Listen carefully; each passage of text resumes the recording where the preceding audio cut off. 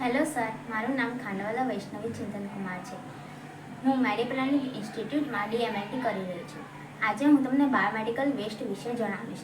biomedical waste એટલે કોઈપણ ઘન અથવા પ્રવાહી કચરો જેમાં તેના કન્ટેનર અને ઇન્ટરમીડિયેટ પ્રોડક્ટનો સમાવેશ થાય છે, જે મનુષ્ય અથવા પ્રાણીઓના સારવાર, નિદાન અથવા રોગપ્રતિરક્ષા દરમિયાન ઉત્પન્ન થાય છે અથવા તેના રિસર્ચ,